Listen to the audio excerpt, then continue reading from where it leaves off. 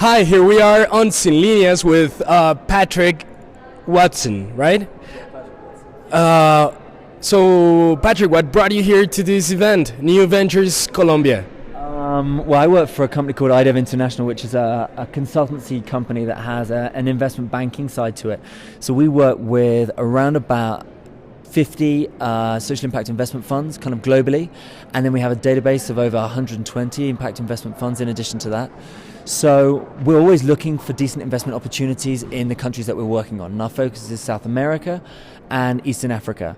And New Ventures is a great pipeline source for a number of investment funds, and a lot of the funds that don't have offices here, we're their only source of information on what's actually going on in Colombia. And there's so many opportunities here that to not be here, I'd just be missing out on too much. What do you think is why Colombia is so an interesting country for investment, for investing? Sorry.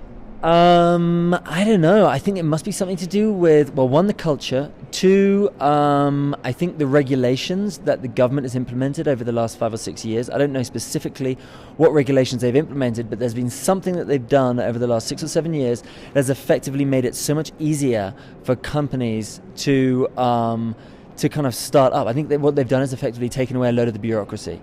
In addition, what you've got is culturally, for example, in Medellin, you've got loads of incubators. You've got New Ventures here, which is a great source of businesses, and it's a great accelerator for a lot of businesses.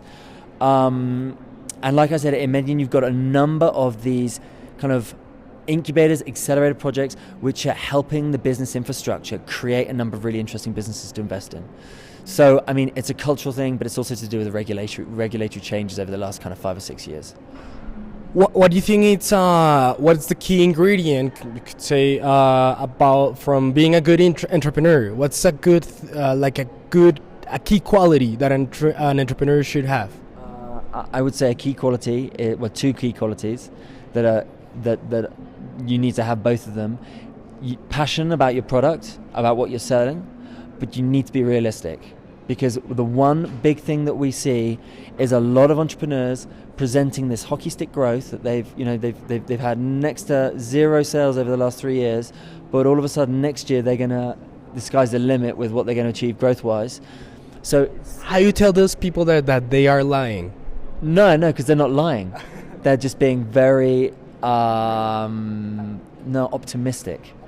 Yeah, but too optimistic. I mean, the thing is, when you see growth rate like that, the first thing an investor is going to think is they're going to lose confidence in what the entrepreneur is thinking.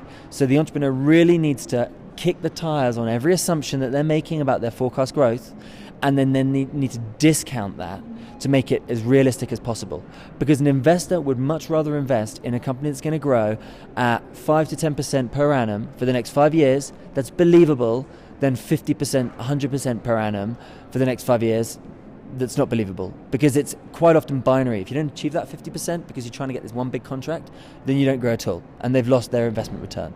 So they'd rather a realistic entrepreneur than somebody who's going to achieve everything tomorrow. Do you help them do that, like getting that realistic perspective?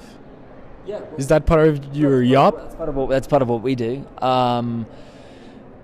I mean, IDEV has two sides, effectively. It's got the investment banking side, and then it's got the consultancy side. The investment banking side helps investors get investments, and it also helps companies, it links companies up with investors.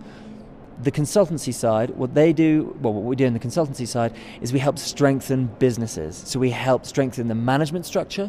We help create accountability within these companies. So that's, for example, creating financial models, helping them with their financial statements, getting together a more solid idea as to what they're achieving this year, this month, what they're doing on a unitary basis for their products, creating that visibility so that when an investor comes in, they actually know what they're investing in.